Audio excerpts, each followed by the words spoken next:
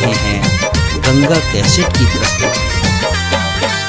आज महामंगल मिथिला में घर घर आनंद काली है। आज महामंगल मिथिला में घर घर आनंद काली है।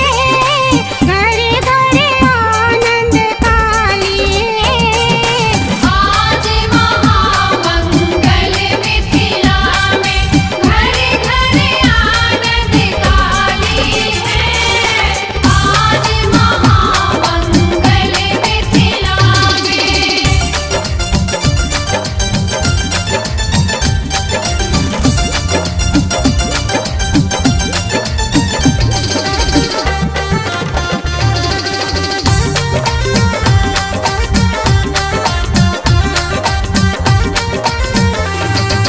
गंगा जमुना सोमाटी मंगायब चिड़िया बनायब है काली।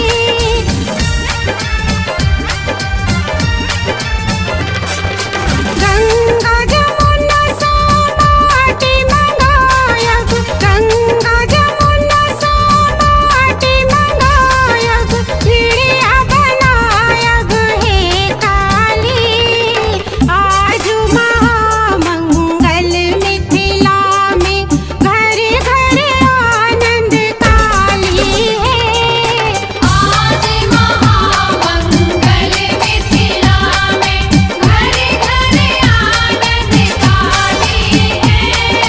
आज महामंगल मिथिला में।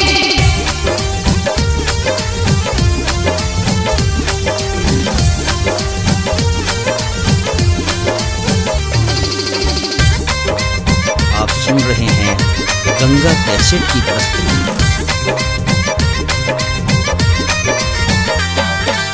मलियांगन सो फूल मंगायब फूल चढ़ायब है काली।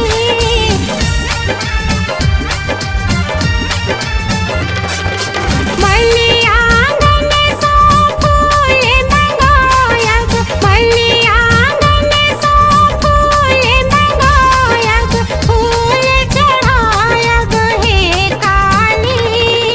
आज महामंगल मिथिला में घर घर आनंद काली है। आज महामंगल मिथिला में घर घर आनंद काली है। आज महामंगल मिथिला में।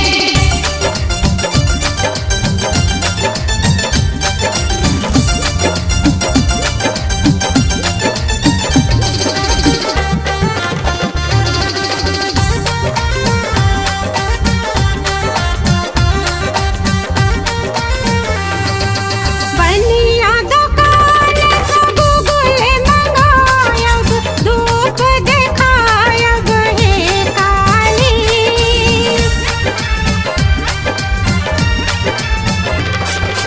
बनिया दुकान से गुगुल मंगायब बनिया दुकान से गुगुल मंगायब धूप दिखायब है काली।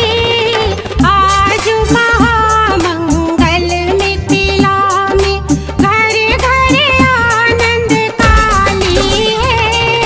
आज महामंगल मिथिला में घर घर आनंद काली है।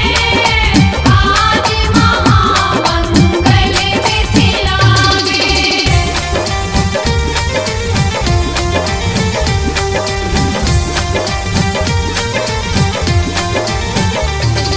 आप सुन रहे हैं गंगा कैसेट की प्रस्तुति।